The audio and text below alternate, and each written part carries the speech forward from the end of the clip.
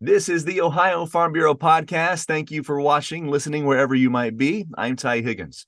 Self-driving tractors, cow milking robots, cover crop seeding drones, just a few examples of the advancements farmers are using to be more efficient, more precise, and more sustainable in all aspects of agriculture. Where is tech on the farm going, and what is next? Ohio State's Dr. Scott Shearer has some insights on this Ohio Farm Bureau podcast after this. Find out how nationwide agribusiness can help you grow your business.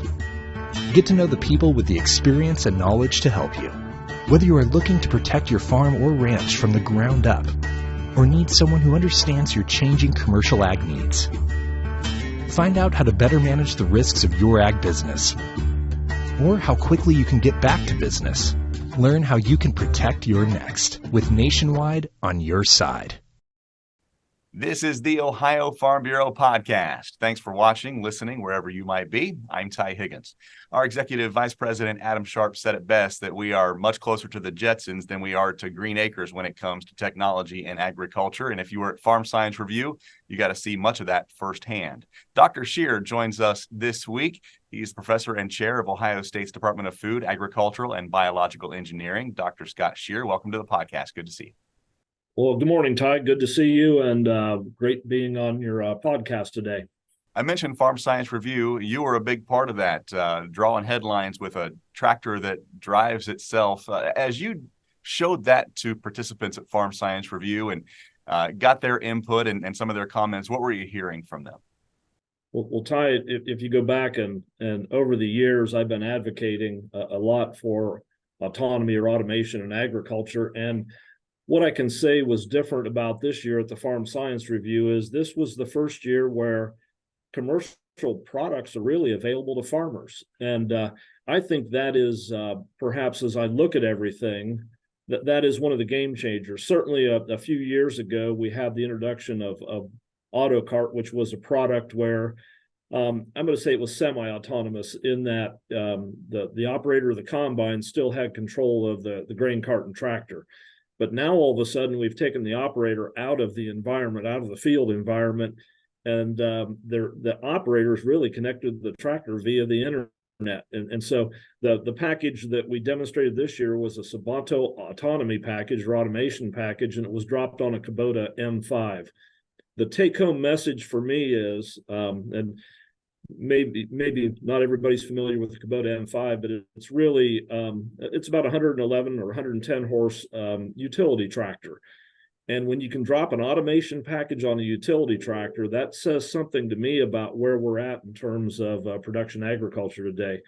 The question is going to be uptake and how many farmers begin using this type of technology, but it's in the marketplace. The companies that are bringing this to the forefront are really a lot of the kind of innovative startup companies. But we also go back to early 2022 when John Deere came out with a statement early on in 2022 and said, well, they announced that autonomous 8R, the John Deere 8R. When companies like John Deere start making product introductions or announcements in autonomy, you know it's here. And it's going to begin affecting a lot of our farmers in the state of Ohio. Did you hear from people, attendees of Farm Science, that they can see themselves using this down the road? I think everybody's kind of in one of those wait and see modes, if that makes sense. In other words, they look at the technology. Obviously, it's working. They think about applications on their operations.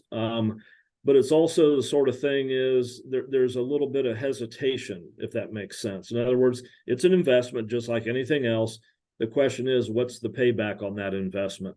I think one of the things that happened during the pandemic is we learned how vulnerable agriculture was to skilled labor in rural areas. And, you know, it was a challenge for some of our farmers.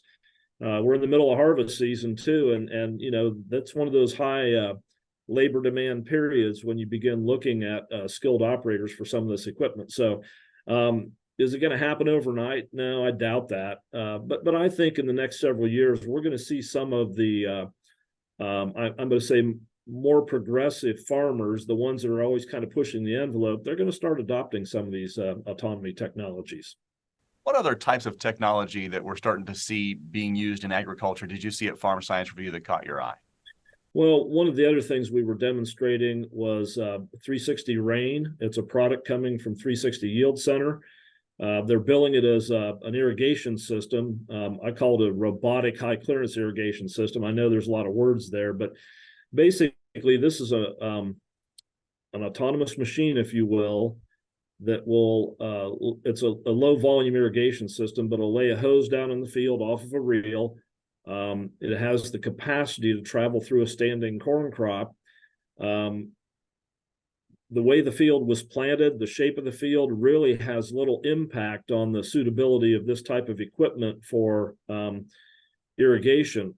The thing I think that's more interesting about and the potential for a lot of Ohio farmers is the ability to begin metering some of our animal nutrient sources, either dairy or swine manures, into the water stream as that's crossing the field.